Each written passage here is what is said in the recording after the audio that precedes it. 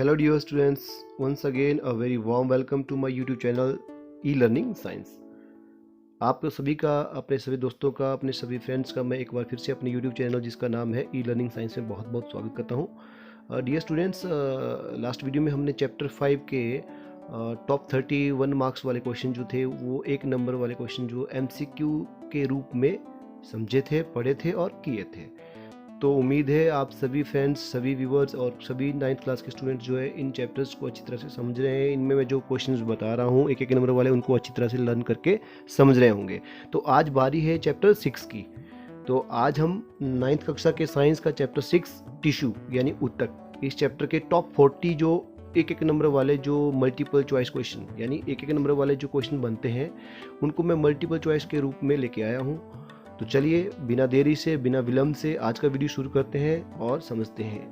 आप इस वीडियो को टिल एंड तक मेरे साथ देखते रहिए, बने रहिए मेरे साथ, ताकि आप सभी 40 के 40 क्वेश्चन अच्छी तरह से समझ सकें। चलिए बढ़ते हैं पहले प्रश्न की तरफ। ये रहा आज का पहला प्रश्न। एक समान कार्य करने वाली कोशिकाओं के समूह को क्या कहते हैं? आपके ऑप्शन है समान कोशिका कहते हैं, ऊतक कहते हैं, अंग कहते हैं या फिर अंग तंत्र कहते हैं। तो इसका सही आंसर क्या होगा? ऑप्शन बी, एक समान कार्य करने वाली कोशिकाओं के समूह को हम ऊतक कहते हैं। क्वेश्चन नंबर 2 की तरफ बढ़ते हैं। क्वेश्चन नंबर 2 ये रहा, वह ऊतक जो द्वितीयक वृद्धि के लिए उत्तरदायी होते हैं। The tissue which is responsible for secondary growth are called. Option A xylem, option B phloem, option C cortex या ऑप्शन डी कैम्बियम। तो सही जो आपका सेकेंडरी वृद्धि होती है, सेकेंडरी ग्रोथ होती है, जो उसके लिए कौन सा ऊतक उत्तरदायी होता है? ऑप्शन डी कैम्बियम उसके लिए उत्तरदायी होता है। चलिए आगे बढ़ते हैं क्वेश्चन नंबर 3 की तरफ। क्वेश्चन नंबर 3 ये रहा, पौधों में फ्लोएम मुख्य रूप से उत्तरदायी होता है। ऑप्शन ए अमीनो अम्ल के वहन के लिए, ऑप्शन बी आहार वहन के लिए, ऑप्शन सी जल के वहन के लिए या ऑप्शन डी ऑक्सीजन के वहन के लिए। तो इनमें से फ्लोएम जो है किसके लिए उत्तरदायी होता है? तो राइट आंसर क्या होगा? ऑप्शन बी आहार के वहन के लिए। फ्लोएम जो है फूड्स जो ट्रांसपोर्ट होता है पौधों में उसके लिए उत्तरदायी होता है। चलिए आगे बढ़ते हैं क्वेश्चन नंबर 4 की तरफ। ये रहा आपकी स्क्रीन पर, पेड़ पौधों में जाइलम मुख्य रूप से कार्य करता है। ऑप्शन ए आहार का वहन करने में, ऑप्शन बी जल का वहन करने में, ऑप्शन सी अमीनो अम्ल का वहन करने में या ऑप्शन डी ऑक्सीजन का वहन करने में। तो जाइलम का मुख्य कार्य क्या होता है? ऑप्शन बी जल का वहन करना, ट्रांसपोर्टेशन ऑफ वाटर। चलिए आगे बढ़े क्वेश्चन नंबर 5 की तरफ। ये रहा, एक वृक्ष की आयु का पता किसके द्वारा लगाया जाता है? जो हम अब पेड़ की जो उम्र होती है, हम पहचानते हैं कि यह पेड़ इतना लंबा है, इतना पुराना है, तो इसकी उम्र का पता कैसे लगाते हैं? ऑप्शन ए रहेगा आपके पास वार्षिक वलयों की गिनती करके, ऑप्शन बी रहेगा आपके पास इसकी ऊंचाई मापकर, या ऑप्शन सी रहेगा आपके पास इसकी मोटाई मापकर, और नंबर 4 रहेगा ऑप्शन डी रहेगा आपके पास आयु मापने का कोई तरीका नहीं है। तो एक वृक्ष की आयु का पता किसके द्वारा लगाया जाता है? राइट आंसर क्या होगा? ऑप्शन ए वार्षिक वलयों की गिनती करके। चलिए आगे बढ़ते हैं ऑप्शन बी की तरफ। क्वेश्चन नेक्स्ट क्वेश्चन है क्वेश्चन 6, वायु तक किन पौधों में पाया जाता है? ऑप्शन ए रहेगा आपके पास लिथोफाइट्स में, ऑप्शन बी है आपके पास जीरोफाइट्स में, ऑप्शन सी है आपके पास लवक में या ऑप्शन डी है आपके पास हाइड्रोफाइट्स में। तो इस प्रश्न का सही उत्तर क्या होगा? तो वायु तक जो है पौधों में पाया जाता है ऑप्शन डी हाइड्रोफाइट्स में। ठीक है, हाइड्रोफाइट्स मीन्स, हाइड्रो मीन्स जिसमें वायु, हवा। ठीक है, तो हाइड्रोफाइट जो जल में रहने वाले जीव होते हैं, हाइड्रोफाइट्स जल में रहने वाले पौधे। ठीक है, आगे बढ़ते हैं क्वेश्चन नंबर 7 की तरफ। ये आपकी स्क्रीन पर, ऑर्किड में विलामेन ऊतक कहाँ पाया जाता है? ऑर्किड के पौधे में विलामेन ऊतक पाया जाता है। ऑप्शन ए प्ररोह में, ऑप्शन बी है आपके पास मूलों में, ऑप्शन सी है आपके पास फूलों में या ऑप्शन डी है आपके पास पत्तियों में। तो ये कहाँ पाया जाता है? The right answer is option B, यह मूलों में पाया जाता है। चलिए आगे बढ़ते हैं क्वेश्चन नंबर 8 की तरफ। निम्न में से किस की सक्रियता के कारण वृद्धि वलय बनते हैं? जो वृद्धि वलय बनते हैं, रिंग बनते हैं, वो किसकी सक्रियता के कारण बनते हैं? ऑप्शन ए रहेगा आपके पास अंतःवृष्ट एधा की, ऑप्शन बी अंतरंभीय एधा की वृद्धि के कारण, ऑप्शन सी बाह्य रंभिक एधा के कारण, या ऑप्शन डी है प्राथमिक एधा के कारण। तो इनमें से किसकी वृद्धि के कारण जो है वार्षिक वलय बनते हैं, वृद्धि वलय बनते हैं? ऑप्शन ए आपका उत्तर रहेगा ऑप्शन बी। राइट आंसर क्या होगा? ऑप्शन बी, यानी अंतरंभीय एधा की वृद्धि के कारण। क्वेश्चन नंबर 9 तक बढ़ते हैं। क्वेश्चन नंबर 9 ये आपकी स्क्रीन पर, समुद्र के किनारे उगने वाले वृक्षों में वार्षिक वलय नहीं होते। जो समुद्र के किनारे वृक्ष उगते हैं उनमें वार्षिक वलय नहीं होते, क्यों? ऑप्शन ए रहेगा आपका भूमि वलयी होती है, ऑप्शन बी है आपका जलवायवीय विविधता होती है, ऑप्शन सी रहेगा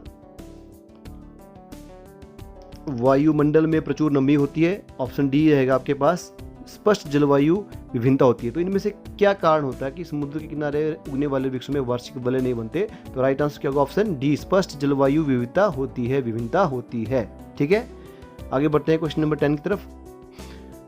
किसी वृक्ष के पुराने तने की अनुप्रस्थ काट में 50 वार्षिक वलय हैं, तो इस वृक्ष की आयु कितनी होगी?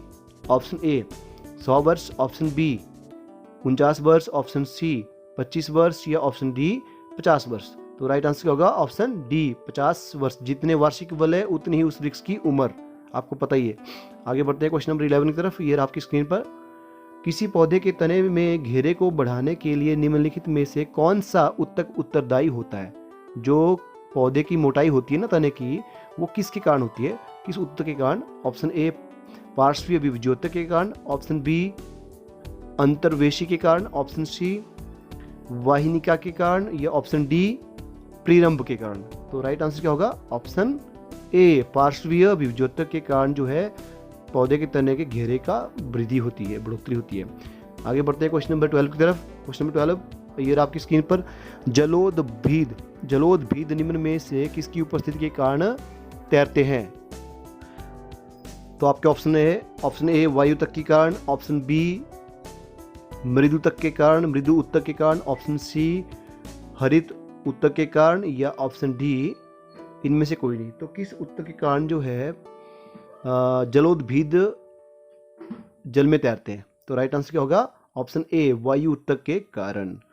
क्वेश्चन नंबर 13 की तरफ बढ़ते हैं। ये रहा आपकी स्क्रीन पर, शीर्षस्थ विद्योद्योतक, जो शीर्षस्थ विद्योद्योतक उत्तर होते हैं वो उत्तरदायी किसके लिए होते हैं? ऑप्शन ए मोटाई की वृद्धि के लिए होते हैं, ऑप्शन बी चौड़ाई में वृद्धि के लिए, ऑप्शन सी लंबाई में वृद्धि के लिए, या ऑप्शन डी वलकुट में वृद्धि के लिए। तो जो शीर्ष में होते हैं ना, शीर्षस्थ विद्योद्योतक होते हैं वो उत्तरदायी किस लिए होते हैं? तो सही आंसर क्या होगा? ऑप्शन सी लंबाई की वृद्धि के लिए।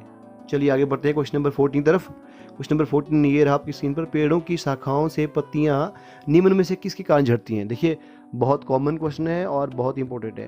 पेड़ों की पत्तियां झड़ती है, सबको पता है, किस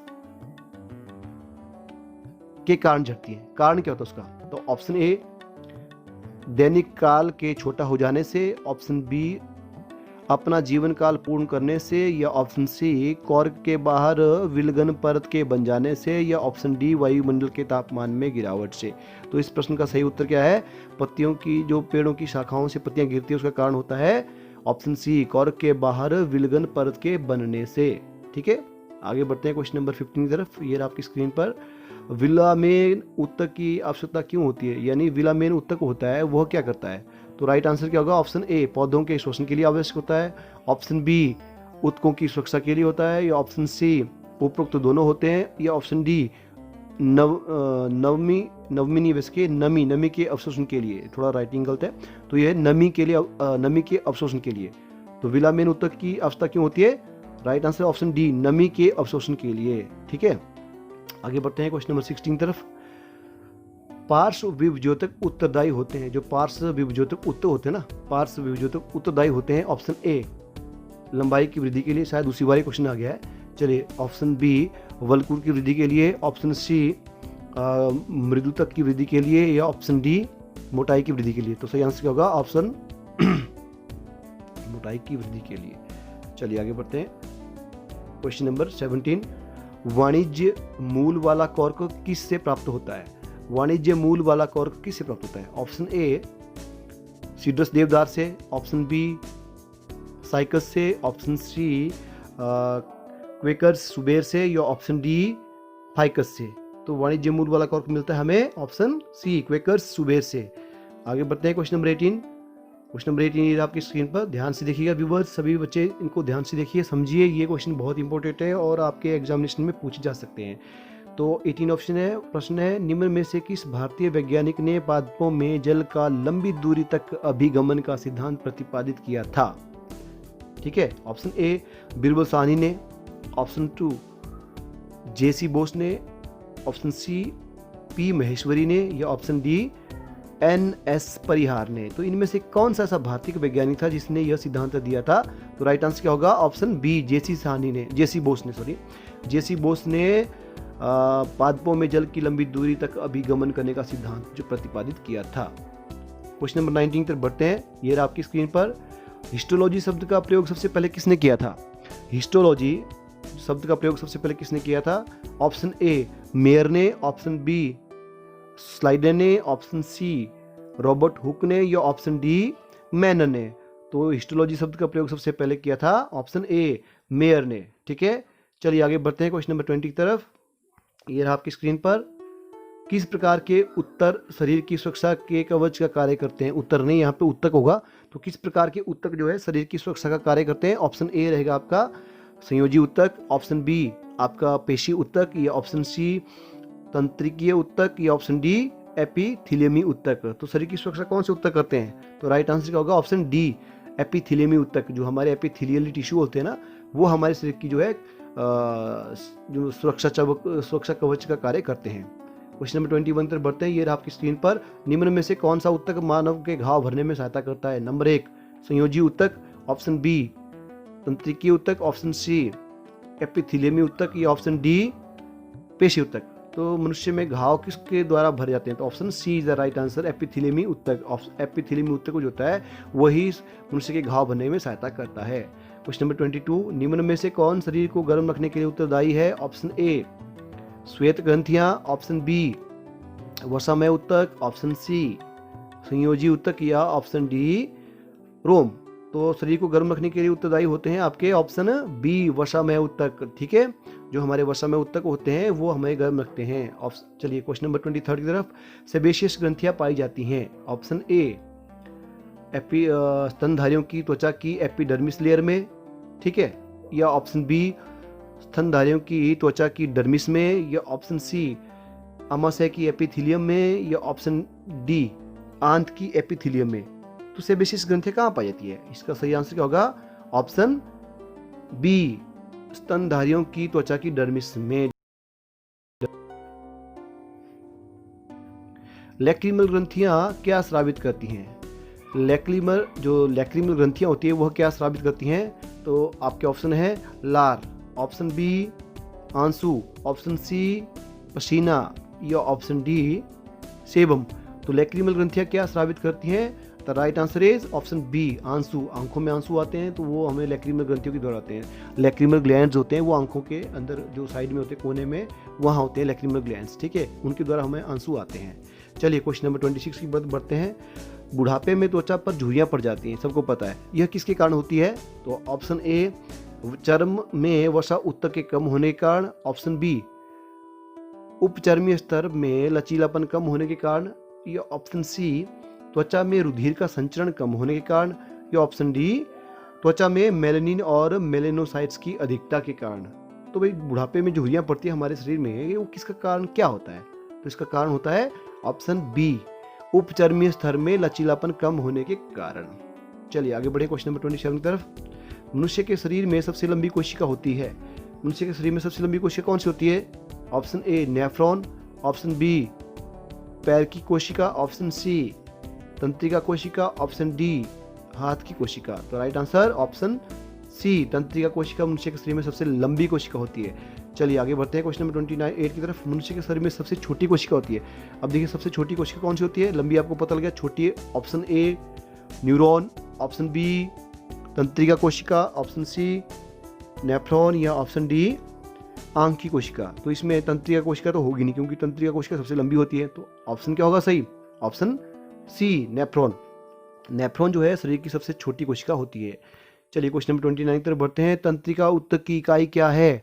तंत्रिका उत्तक यानी नर्वस टिश्यू की इकाई क्या है, यूनिट क्या है, axon, option B neuron, option C कुच्छिका, ऑप्शन डी कोशिका है। तो इसकी सही उत्तर क्या होगा, ऑप्शन बी न्यूरॉन। न्यूरॉन जो है तंत्रिका ऊतक की इकाई है। चलिए क्वेश्चन नंबर 30 की तरफ बढ़ते हैं। क्वेश्चन नंबर 30 है आपकी स्क्रीन पर, संवेदना का चालन शरीर के एक भाग से दूसरे भाग तक किसके द्वारा होता है। ठीक है, जो हमारी संवेदना जो होती है, किसी चीज़ की संवेदना हम फील करते हैं तो एक शरीर से एक भाग से दूसरे भाग तक जाती है, वो कैसे जाती है। ऑप्शन ए पेशी ऊतक के द्वारा जाती है, ऑप्शन बी एपिथेलियम ऊतक के द्वारा जाती है, ऑप्शन सी तंत्रिका ऊतक के द्वारा जाती है, या ऑप्शन डी संयोजी ऊतक के द्वारा जाती है। तो बहुत ही कॉमन क्वेश्चन है और बहुत ही आसान है। इसका सही आंसर क्या होगा, ऑप्शन सी तंत्रिका ऊतक नर्वस टिश्यू के द्वारा यह एक भाग से दूसरे भाग तक जाती है। क्वेश्चन नंबर 31 की तरफ बढ़ते हैं। क्वेश्चन नंबर 31 ये रहा आपकी स्क्रीन पर, लिगामेंट एक रचना है जो जोड़ती है। लिगामेंट एक रचना है जो क्या जोड़ती है, ऑप्शन ए वो जोड़ती है अस्थियों को पेशियों से, ऑप्शन बी अस्थियों को तंत्रिका से, ऑप्शन सी अस्थियों को अस्थियों से, या ऑप्शन डी पेशी को त्वचा से। तो सही आंसर क्या होगा, अस्थियों को अस्थियों से, इसका ऑप्शन सी। ठीक है, क्वेश्चन नंबर 32 की तरफ बढ़ते हैं। लास्ट के 8 क्वेश्चन आर रिमेनिंग। ऊंट का कुबड़ किस ऊतक से बनता है, वेरी इंपॉर्टेंट क्वेश्चन अगेन। ऊंट का जो कुबड़ होता है वो किस ऊतक से बनता है। तो ऑप्शन ए कंकालीय ऊतक, ऑप्शन बी वसामय ऊतक, ऑप्शन सी उपास्थि ऊतक, या ऑप्शन डी पेशीय ऊतक। इनमें से किसका बना होता है वह। तो राइट आंसर क्या होगा, वसामय ऊतक। उसमें फैट्स ज़्यादा होते हैं, यानी फैट टिश्यू। तो वसामय ऊतक के द्वारा ऊंट का कुबड़ बनता है। क्वेश्चन नंबर 33 की बढ़ते हैं। क्वेश्चन नंबर 33, मोटापा निम्न में से किसकी अधिकता के कारण होता है। मोटापा होता है इनमें से किसकी अधिकता के कारण। ऑप्शन ए ग्लूकोज की अधिकता के कारण, ऑप्शन बी शर्करा की अधिकता के कारण, ऑप्शन सी वसामय ऊतक के कारण, या ऑप्शन डी सुक्रोज की अधिकता के कारण। तो मोटापा जो होता है वह होता है आपका वसामय ऊतक की अधिकता के कारण। चलिए आगे बढ़े क्वेश्चन नंबर 34 की तरफ। ये आपकी स्क्रीन पर, निम्न में से कौन ऊतक का उदाहरण है। आपको 4 ऑप्शन दे रहे हैं, उनमें से कौन सा ऊतक है। ऑप्शन ए मस्तिष्क ऊतक है, ऑप्शन बी रक्त ऊतक है, ऑप्शन डी सी अमाशय ऊतक है, या ऑप्शन डी यकृत ऊतक है। तो इनमें से ऊतक कौन है। तो राइट आंसर क्या होगा, रक्त, ऑप्शन बी। ठीक है, यह एक रक्त एक ऊतक का उदाहरण है। चलिए नेक्स्ट क्वेश्चन पर बढ़ते हैं। ये रहा आपकी स्क्रीन पर, बियोप्सी संबंधित है। अब बियोप्सी जो है एक टर्म है डॉक्टरी लाइन में, यह किससे संबंधित है। तो ऑप्शन ए मृत्यु का कारण जानने के लिए शरीर का विच्छेदन करने से, ऑप्शन बी बेहोशी की स्थिति में परीक्षण करने से, ऑप्शन सी परीक्षण के लिए उसको शरीर को अलग करने से, ऊतकों परीक्षण के लिए ऊतकों को शरीर से अलग करने के लिए, या ऑप्शन डी हाइड्रोफोबिया का उपचार करने के लिए। तो राइट आंसर क्या होगा, परीक्षण के लिए ऊतकों को शरीर से अलग करने के लिए बियोप्सी संबंधित है। नेक्स्ट क्वेश्चन पर बढ़ते हैं। क्वेश्चन नंबर 35, मास्ट कोशिकाएं पाई जाती है। जो मास्ट कोशिकाएं होती है वो कहाँ पाई जाती हैं। ऑप्शन ए पेशी ऊतक में पाई जाती हैं, ऑप्शन बी एपिथेलियमी ऊतक में पाई जाती हैं, या ऑप्शन सी संयोजी ऊतक में पाई जाती हैं, या पाई जाती हैं तंत्रिका ऊतक में। तो ये कहाँ पाई जाती हैं, right answer is option C संयोजी ऊतक में, कनेक्टिंग टिश्यू में जो है आपकी मास्ट कोशिकाएं पाई जाती हैं। क्वेश्चन नंबर 36 की तरफ बढ़ते हैं। ये रहा आपकी स्क्रीन पर क्वेश्चन नंबर 36, हैवर्जीनियन तंत्र पाया जाता है। जो हैवर्जीन तंत्र होता है वो कहाँ पाया जाता है। Right answer is option is मत्स्यों में, पहला है मत्स्यों की अस्थियों में, ऑप्शन बी स्तनधारियों की अस्थियों में, ऑप्शन सी पक्षियों की अस्थियों में, या ऑप्शन डी सरीसृपों की अस्थियों में। तो हैवर्जियन तंत्र किस में पाया जाता है। तो राइट आंसर क्या होगा, स्तनधारियों की अस्थियों में। ठीक है, उनकी अस्थियों में पाया जाता है हैवर्जियन तंत्र या सिस्टम। चलिए क्वेश्चन नंबर 37 की तरफ, फेफड़ों को ढकने वाला आवरण कहलाता है। ध्यान से देखिएगा, फेफड़ों को ढकने वाला आवरण क्या कहलाता है। ऑप्शन ए पेरिकार्डियम कहलाता है, ऑप्शन बी पेरिटोनियम कहलाता है, या ऑप्शन सी प्लूरा कहलाता है, या ऑप्शन डी सीरोमा कहलाता है। तो इसमें से क्या सही आंसर होगा, ऑप्शन सी, उसको प्लूरा कहते हैं। फेफड़ों को ढकने वाले आवरण को प्लूरा कहते हैं। चलिए क्वेश्चन नंबर 38 की तरफ, दांत का मुख्य रूप से बने होते हैं, यानी दांत जो बने होते हैं हमारे वो मुख्य रूप से किसके बने होते हैं। ऑप्शन ए एनिमल से, ऑप्शन बी डेंटाइन से, ऑप्शन सी मज्जा से, या ऑप्शन डी इनमें से किसी से नहीं। तो दांत मुख्य रूप से बने होते हैं हमारे डेंटाइन से। Option B is the right answer. चलिए क्वेश्चन नंबर 39 तक बढ़ते हैं। क्वेश्चन नंबर 39 ये रहा आपकी स्क्रीन पर। निम्न में से कौन एक पादप उत्तक है? ठीक है, ऑप्शन ए पेशीय उत्तक, ऑप्शन बी एपिथेलियमी उत्तक, ऑप्शन सी जाइलम, या ऑप्शन डी संयोजी उत्तक। तो पादप उत्तक बिल्कुल बहुत आसान प्रश्न है। जाइलम इज अ पादप उत्तक, xylem is a plant tissue. चलिए last question of this video, question number 40 ये आपकी स्क्रीन पर। जलीय पौधों के पानी में तैरने का मुख्य कारण निम्न में से कौन सा उत्तक है? Option A parenchyma, option B aerenchyma, option C उपरोक्त दोनों, या ऑप्शन डी इनमें से कोई नहीं। तो इसका सही आंसर होगा aerenchyma. Option B is the right answer. Okay, तो व्यूवर्स आई होप आपको आज के ये क्वेश्चन अच्छी तरह से समझ आए होंगे। मेरे 9th क्लास के जो स्टूडेंट्स हैं उनको अच्छी तरह से ये क्वेश्चन समझ आए होंगे, उन्होंने अच्छी तरह से इस वीडियो को देखा होगा, और मुझे उम्मीद है पूरा वीडियो देखा होगा, ताकि आपको 40 के प्रश्न 40 के 40 से आपको अच्छी तरह से समझ आ गए होंगे। तो उम्मीद है आप आगे भी मेरे साथ इसी तरह जुड़े रहेंगे। मैं जल्दी ही आपको अगले चैप्टर का वीडियो लेके आऊँगा, तब तक बने रहें मेरे साथ। हाँ, एक रिक्वेस्ट करना चाहूँगा, अभी भी जिन व्यूवर्स ने जिन स्टूडेंट्स ने मेरा चैनल सब्सक्राइब नहीं किया है वो प्लीज़ मेरे चैनल को सब्सक्राइब करें और बेल आइकन को जरूर प्रेस करें, ताकि आपको मेरे इस चैनल के माध्यम से जो भी मैं वीडियो अपलोड करूँ उसकी नोटिफिकेशन मिल जाए। ठीक है viewers, thank you for watching my video, thank you for being with me. I will back soon, very soon, with the next video. Till then, it's bye from my side, stay tuned.